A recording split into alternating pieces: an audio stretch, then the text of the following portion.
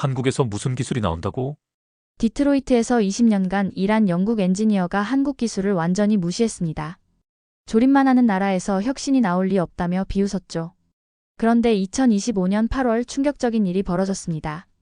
한국의 G드라이브 기술이 전 세계를 뒤흔든 거예요. 포드, GM, 테슬라까지 모두 한국으로 달려갔습니다. 그 전에 잠깐 구독과 좋아요를 눌러주시면 영상 제작에 아주 큰 힘이 됩니다. 과연 무슨 일이 있었을까요? 마지막까지 보시면 여러분도 에드워드만큼 놀라실 거예요. 그럼 사연 시작하겠습니다. 저는 에드워드 벤틀리입니다.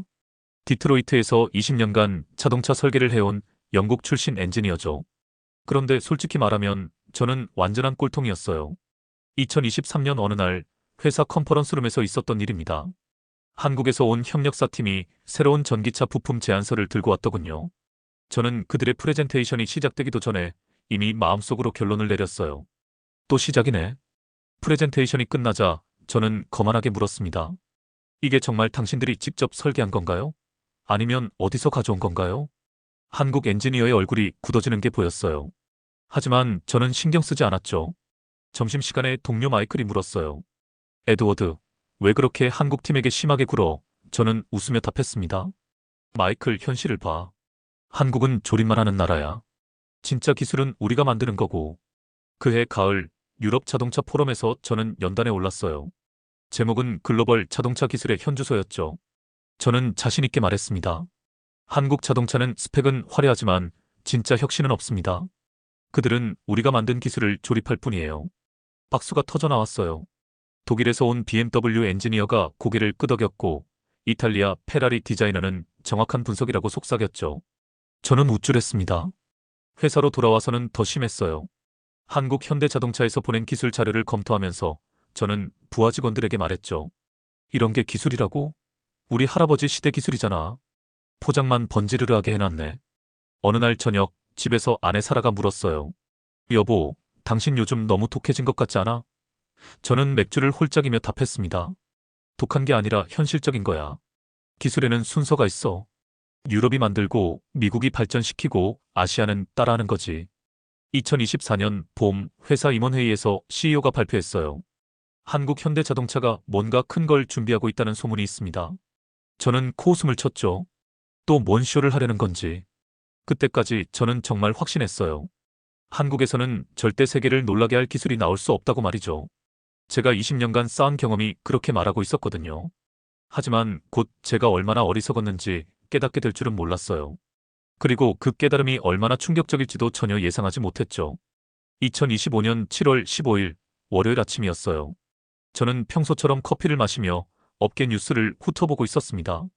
그런데 갑자기 눈에 띄는 헤드라인이 하나 보이더군요. 현대자동차, 혁신적 전기차 구동장치 G드라이브 공개. 저는 커피를 뿜을 뻔했어요. G드라이브? 뭔가 SF 영화에서나 나올 법한 이름이잖아요. 저는 기사를 클릭했습니다. 기사 내용은 더욱 황당했어요. 기존 전기차 대비 효율성 30% 향상, 소음 50% 감소, 부품수 40% 단순화. 저는 모니터를 보며 혼잣말했습니다. 이게 뭔 개소리야? 바로 동료 마이클에게 메시지를 보냈어요. 야, 이거 봤어? 현대가 또 허풍 떨고 있네.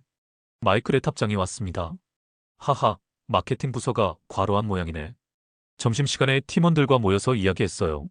톰이 말했습니다. 에드워드, G-드라이브 스펙시트 봤어? 완전 판타지 소설 같던데? 저는 고개를 저으며 답했죠. 톰, 스펙시트는 누구나 쓸 수 있어. 문제는 실제로 작동하느냐지. 그날 오후 부서 회의가 있었어요. 팀장이 말했습니다. 현대의 G-드라이브에 대한 분석 보고서를 작성해야 합니다. 저는 자신있게 손을 들었어요. 제가 하겠습니다. 집에 돌아가서 저는 아내에게 말했어요. 사라, 오늘 정말 웃긴 일이 있었어. 뭔데? 한국 현대가 세상을 바꿀 기술을 만들었다는 거야. G-드라이브라는 거 말이야. 사라가 웃었습니다. 또 그런 식으로 말하네. 혹시 정말 대단한 기술이면 어쩔 거야? 절대 그럴 일 없어. 다음 날 저는 본격적으로 G-드라이브 분석에 들어갔어요. 기술 자료를 보니 정말 화가 났습니다. 이게 뭔 말도 안 되는 수치야? 모터 효율 97%, 감속기 마찰 손실 거의 제로, 소음 레벨 30데시벨. 컴퓨터 시뮬레이션으로만 가능한 수치잖아. 동료들에게 말했어요. 여러분, 현실을 봅시다. 한국이 갑자기 독일과 일본을 뛰어넘는 기술을 만들었다고요? 말이 안 되죠. 모두들 고개를 끄덕였습니다. 보고서 작성하면서 저는 확신에 찼어요. G- 드라이브는 실제 도로에서 10분도 못 버틸 것이라고 썼습니다. 겉보기에만 그럴듯한 마케팅용 기술에 불과하다라고도 적었죠. 보고서 마지막 줄은 이랬습니다. 디트로이트 테스트 센터에서 검증하면 모든 허상이 드러날 것입니다. 저는 뿌듯했어요. 20년 경험의 힘이죠. 그런데 일주일 후 충격적인 소식이 들려왔어요. 현대자동차가 미국 모터밸리 테스트 센터에서 G- 드라이브 실증 테스트를 하겠다고 발표한 거예요. 심지어 전 세계 자동차 엔지니어들을 초청한다고 했습니다. 저는 기뻤어요. 드디어 본색을 드러낼 때가 왔구나. 마이클에게 말했습니다. 마이크, 이번에 확실히 밝혀질 거야. G- 드라이브가 얼마나 가짜인지 말이야. 하지만 그때 저는 몰랐어요. 곧 제 인생에서 가장 충격적인 순간을 맞게 될 거라는 걸 말이죠. 2025년 8월 12일 화요일, 미시간주 모터밸리 테스트 센터에 도착했을 때 저는 완전히 들떠 있었어요. 오늘이야말로 한국의 허풍을 완전히 박살낼 날이라고 생각했거든요. 테스트 센터에는 전 세계에서 온 자동차 엔지니어들이 모여 있었습니다. BMW에서 온 독일 엔지니어, 토요타에서 온 일본 전문가들, 그리고 포드와 GM 임원들까지. 저는 동료 톰에게 속삭였어요. 오늘 한국 애들 민망해질 거야. 오전 9시 테스트가 시작됐어요. 현대자동차팀이 G- 드라이브가 장착된 전기차를 가져왔습니다. 겉보기에는 평범한 전기차였어요. 저는 비웃으며 말했죠. 저런 걸로 혁신이라고 하네. 테스트 책임자가 발표했습니다. 오늘은 고속 연속 주행, 급가속, 급제동, 내구성 테스트를 실시합니다. 저는 손목시계를 보며 동료들에게 말했어요. 10분 안에 과열로 멈출 겁니다. 내기할래요? 첫 번째 테스트가 시작됐어요. 시속 120km 연속 주행. 저는 팔짱을 끼고 기다렸습니다. 5분이 지나고 10분이 지나고 15분이 지났어요. 그런데 이상했습니다. 차가 멀쩡히 달리고 있는 거예요. 30분이 지나자 저는 약간 당황하기 시작했어요. 뭔가 이상한데? 동료 데이비드가 말했습니다. 에드워드, 저 차 아직도 멀쩡하네. 분명히 뭔가 꼼수가 있을 거야. 1시간이 지났습니다.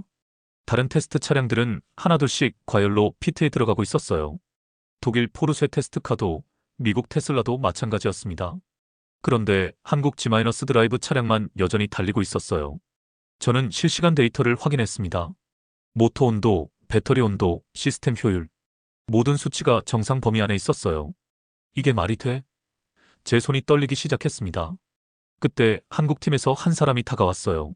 30대 중반으로 보이는 조용한 인상의 남자였습니다. 안녕하세요. 정우석입니다. G- 드라이브 개발 책임자입니다. 저는 그를 째려보며 물었어요.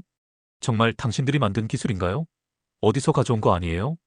정우석은 차분하게 답했습니다. 저희가 직접 개발했습니다. 10년간 연구한 결과예요. 10년? 저는 어이없다는 표정을 지었어요.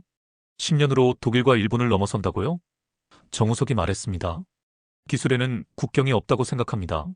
중요한 건 얼마나 오래, 얼마나 진심으로 했느냐죠. 이 시간이 지났습니다.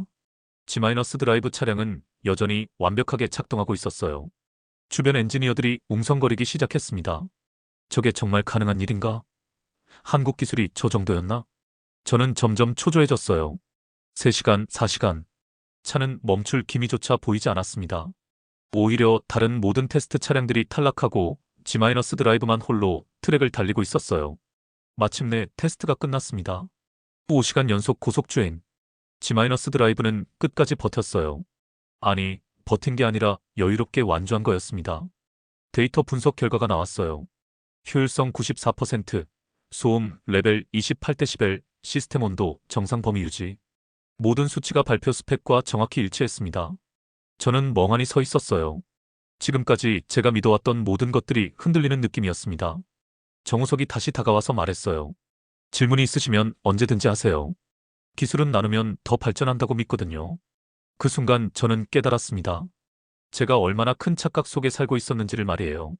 테스트가 끝난 후 저는 즉시 데이터 분석실로 달려갔습니다. 뭔가 잘못됐을 거라는 마지막 희망을 품고 말이에요. 하지만 컴퓨터 화면에 나타난 수치들은 제 예상을 완전히 뒤엎었습니다. 이게 진짜야? 저는 혼잣말을 했어요. 모터 효율 96.8%, 감속기 마찰 손실 0.03%, 전체 시스템 소음 27.3dB. 모든 수치가 현대자동차가 발표한 스펙과 거의 정확히 일치했습니다. 더 충격적인 건 열관리 시스템이었어요. 5시간 연속 고속 주행 내내 모터 온도가 85도를 넘지 않았거든요. 보통 전기차라면 30분 만에 100도를 넘어서는 게 당연한데 말입니다. 저는 동료 제임스를 불렀어요. 제임스, 이 데이터 확인해봐. 뭔가 오류가 있을 거야. 제임스가 30분간 검토한 후 말했습니다. 에드워드, 데이터에 문제 없어. 모든 센서가 정상 작동했고 측정값도 신뢰할 만해. 저는 의자에 푹 주저앉았어요. 그동안 제가 불가능하다고 단언했던 모든 것들이 현실이 되어 있었거든요. 진동 측정 결과를 보니 더욱 놀랐습니다. 기존 전기차 대비 진동이 70% 감소했더군요. 어떻게 이런 게 가능하지? 저는 기술 자료를 다시 뜯어봤습니다. G- 드라이브의 핵심은 독특한 기어 설계에 있었어요. 기존의 단순한 감속기가 아니라 복합 유성 기어와 자기 베어링을 조합한 완전히 새로운 구조였습니다. 정우석이 설명해준 내용이 떠올랐어요.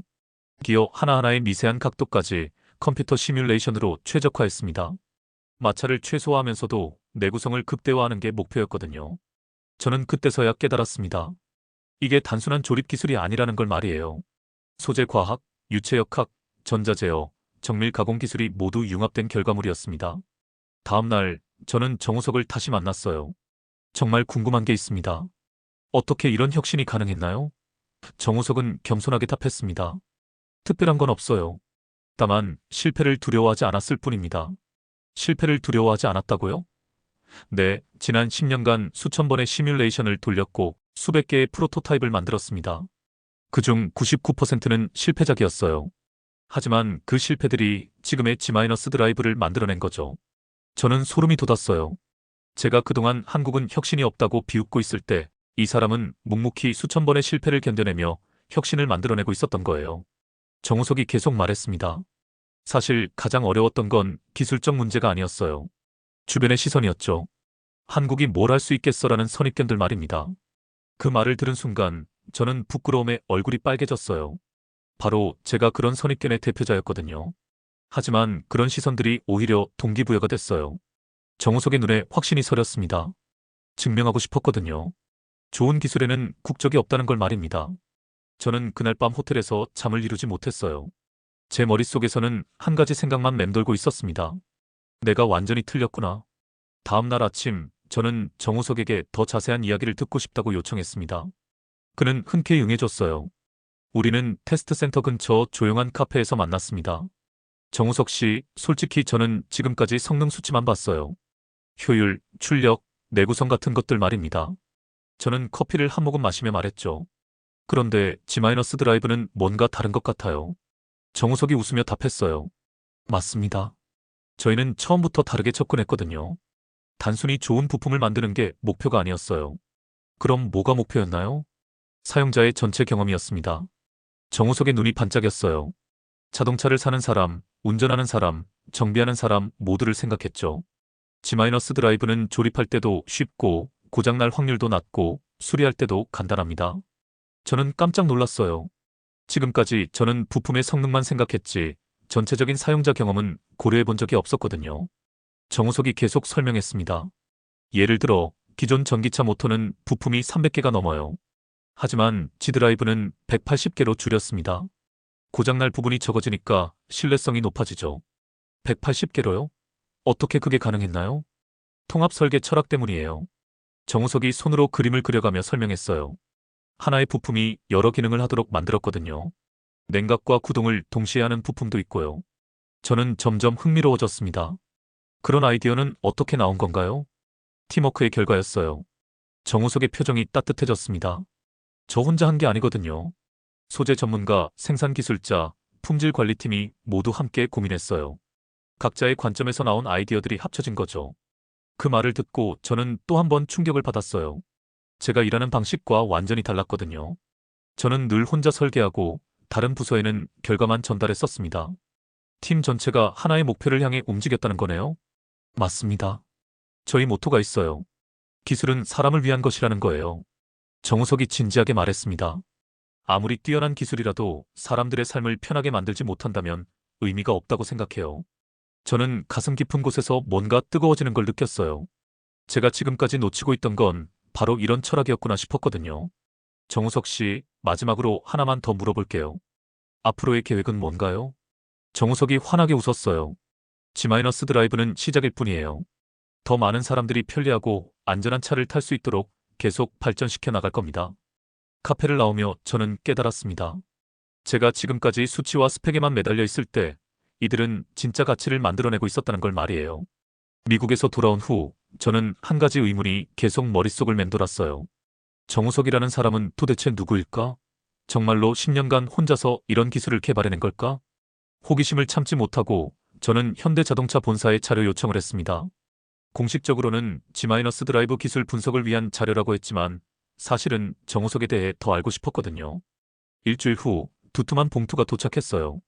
그 안에는 정우석의 지난 10년 연구 기록들이 들어 있었습니다. 첫 번째 문서를 펼치는 순간 저는 완전히 충격받았어요. 2015년 3월 15일자 내부 보고서였습니다. 차세대 전기차 구동 시스템 연구 제안서 마이너스 연구 책임자 정우석. 그 당시만 해도 전기차가 지금처럼 주목받지 않던 시절이었어요. 보고서 내용이 더욱 놀라웠습니다. 기존 감속기의 한계를 극복하는 새로운 구동 방식 연구, 마찰 손실 90% 감소 목표. 지금의 G- 드라이브와 거의 동일한 컨셉이었어요. 더 깊이 파헤쳐보니 흥미로운 사실들이 드러났습니다. 2016년부터 2019년까지는 실패의 연속이었더군요. 시험 보고서마다 목표 미달, 재설계 필요, 추가 연구 진행이라는 코멘트가 반복됐어요. 그런데 놀라운 건 정우석의 반응이었습니다. 실패 보고서마다 그는 이렇게 적어놨더군요. 실패 원인 분석 완료, 다음 단계 방향 설정. 절망하거나 포기하는 기색이 전혀 없었어요. 2018년 보고서에서 특히 인상 깊은 대목을 발견했습니다. 377번째 프로토타입 테스트 실패. 하지만 마찰 개수 개선 방향 확인. 새로운 소재 조합으로 다시 시도 예정. 377번째라고요. 저라면 진작에 포기했을 거예요. 더욱 감동적인 건 동료들의 증언이었어요. 2019년 팀 평가서에서 한 동료가 이렇게 썼더군요. 정우석 연구원은 늘 팀을 먼저 생각합니다. 본인의 성과보다는 팀 전체의 발전을 우선시하죠. 또 다른 동료는 이렇게 적었어요. 실패했을 때도 절대 다른 사람을 탓하지 않습니다. 오히려 제가 더 세심하게 봤어야 했다고 자책하죠. 진정한 리더의 모습을 보여줍니다. 2020년 코로나 시기 문서들도 있었어요. 재택근무가 의무화됐는데도 정우석은 거의 매일 연구소에 나왔다고 기록되어 있었습니다. 사회적 거리두기를 지키며 혼자서라도 연구를 계속하겠다는 그의 메모가 적혀 있더군요. 2021년 드디어 전환점이 왔어요. 523번째 프로토타입에서 획기적 진전. 효율성이 90%를 넘어선 거였습니다. 그때부터 본격적인 상용화 연구가 시작됐죠. 가장 놀라웠던 건 2022년 내부 세미나 영상이었어요. 정우석이 발표하는 모습이 담긴 영상인데 그는 이렇게 말하고 있었어요. 이 기술이 완성되면 전 세계 사람들이 더 편리한 전기차를 탈 수 있을 겁니다. 그게 제 꿈이에요. 모든 자료를 다 보고 나니 저는 깊은 부끄러움을 느꼈어요. 제가 한국에는 혁신이 없다고 비웃고 있던 바로 그 순간에 이 사람은 묵묵히 미래를 만들어가고 있었던 거예요. 정우석은 혼자가 아니었습니다. 그 뒤에는 그를 믿고 지지해준 수많은 동료들이 있었어요. 10년이라는 긴 시간 동안 포기하지 않고 함께 걸어온 사람들 말입니다. 그날 밤 저는 정우석에게 메일을 보냈어요. 당신의 10년 여정을 알게 됐습니다. 진심으로 존경합니다. G- 드라이브 테스트 결과가 공개된 지 일주일 만에 제가 근무하는 디트로이트 사무실은 완전히 뒤바뀌었어요. 매일같이 긴급 회의가 소집됐고 CEO는 한국행 출장 일정을 잡았습니다. 가장 먼저 움직인 곳은 포드였어요. 8월 20일 포드 최고 기술 책임자가 현대자동차에 공식 미팅을 요청했다는 소식이 들려왔습니다. G- 드라이브 기술 라이선스 협의를 위해서라는 명목이었죠. 저는 깜짝 놀랐어요. 포드는 그동안 자체 기술에 대한 자부심이 대단했거든요. 그런 회사가 한국 기술을 도입하겠다고 나선 거예요. 하지만 이건 시작에 불과했습니다. GM이 뒤따랐고 심지어 테슬라에서도 접촉해왔다는 소문이 돌았어요. 동료 리처드가 말했습니다. 에드워드, 이제 게임의 판이 바뀌었어. 유럽도 마찬가지였습니다. 독일 폭스바겐 그룹에서 기술진을 한국에 파견했다는 뉴스가 나왔어요. BMW와 메르세데스-벤츠도 현대자동차와 기술 교류를 논의 중이라고 했습니다. 제가 항상 존경했던 독일 기술진들이 한국으로 향하고 있다는 사실이 정말 충격적이었어요. 불과 몇 달 전까지만 해도 독일이 세계 최고라고 생각했는데 말이죠. 8월 25일 더욱 놀라운 소식이 들려왔습니다. 일본 토요타에서 정우석을 직접 만나고 싶다는 요청을 보냈다는 거예요. 토요타는 그동안 외부 기술 도입을 거의 하지 않기로 유명했거든요. 언론들도 들썩이기 시작했어요. CNN에서 한국의 G-드라이브, 전기차 판도를 바꿀 게임 체인저라는 특집을 방송했습니다. 블룸버그는 현대자동차 주가 30% 상승, G-드라이브 효과라고 보도했어요. 가장 인상 깊었던 건 영국 BBC 보도였습니다. 아시아의 작은 나라가 자동차 강국들을 놀라게 하다라는 제목으로 30분짜리 다큐멘터리까지 제작했더군요. 그 다큐에서 옥스퍼드 대학 자동차 공학과 교수가 이렇게 말했어요. G-드라이브는 단순한 기술 혁신이 아닙니다. 자동차 산업의 패러다임 자체를 바꾼 거예요. 실리콘밸리도 움직였습니다. 구글과 애플에서 전기차 사업 관련 미팅을 요청했다는 소식이 들렸어요. 심지어 아마존도 물류 차량용 G-드라이브 기술에 관심을 보였다고 했습니다. 9월 초 제가 예상치 못한 일이 벌어졌어요. 우리 회사 CEO가 전 직원 대상 화상회의를 소집했습니다. 앞으로 우리의 전략을 재검토해야 합니다. G-드라이브 같은 혁신 기술에 대응하기 위해서죠. 그 회의에서 CEO가 한 말이 아직도 기억에 남아요. 우리는 지금까지 기술의 원조라는 자만심에 빠져 있었습니다. 하지만 혁신은 예상치 못한 곳에서 나올 수 있다는 걸 배웠어요. 월스트리트 저널은 G-드라이브 쇼크라는 표현까지 썼습니다. 한국 기술이 글로벌 자동차 시장의 새로운 표준이 되고 있다고 분석했어요. 가장 상징적이었던 건 9월 15일 뉴욕타임스 일면 기사였어요. 한국 자동차 기술의 새로운 메카로 부상이라는 헤드라인이 떡하니 실렸거든요. 저는 그 기사를 보며 깊은 감명을 받았어요. 불과 2달 전만 해도 한국은 조립만 한다고 무시했던 제 자신이 정말 부끄러웠습니다. 정우석에게서 메일이 왔어요.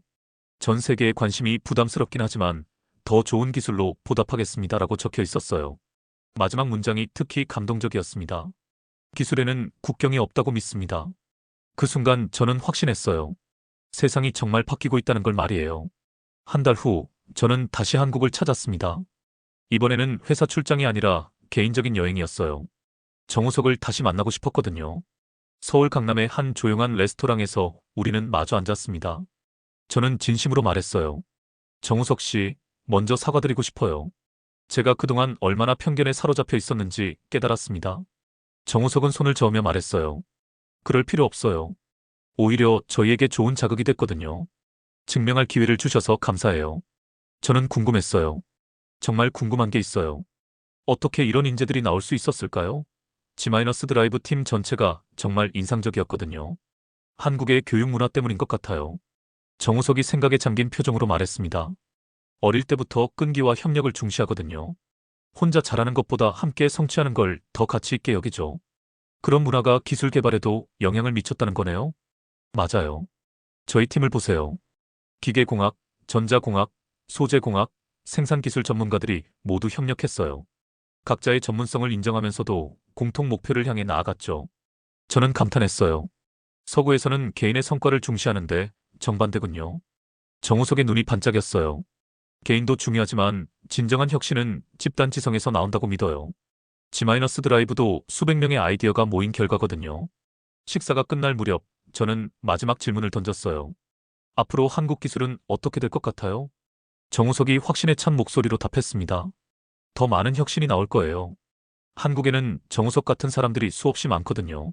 묵묵히 자신의 분야에서 최선을 다하는 사람들 말이에요. 그날 밤 호텔에서 저는 오랫동안 생각했어요. 한국이 만든 건 단순한 구동장치가 아니었습니다. 신뢰할 수 있는 기술 철학과 그것을 실현할 수 있는 사람들을 길러낸 거였어요. 영국으로 돌아와서 저는 동료들에게 말했습니다. 우리도 변해야 해요. 기술은 스펙이 아니라 철학이라는 걸 배웠거든요. 며칠 후 손자 조지가 물었어요. 할아버지, 미래에는 어떤 차를 타게 될까요? 저는 미소 지으며 답했어요. 조지야, 정우석 같은 사람들이 만든 차를 타게 될 거야. 그들이 세상을 더 좋게 바꿔놓을 테니까.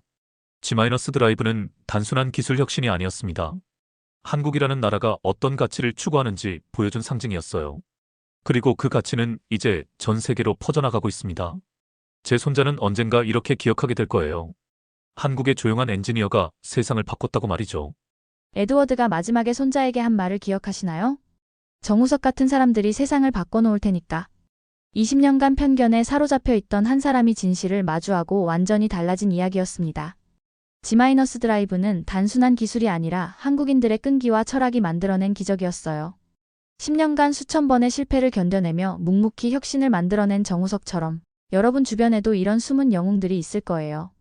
오늘 이야기가 감동적이었다면 좋아요 버튼으로 응원해주시고 최고라고 댓글로 여러분의 마음을 전해주세요. 그리고 한국의 숨겨진 기술 이야기들을 더 보고 싶다면 구독과 알림 설정도 잊지 마세요. 다음에는 또 어떤 놀라운 한국 이야기로 찾아뵐까요? 여러분의 댓글로 추천해주시면 정말 도움이 될 거예요. 감사합니다.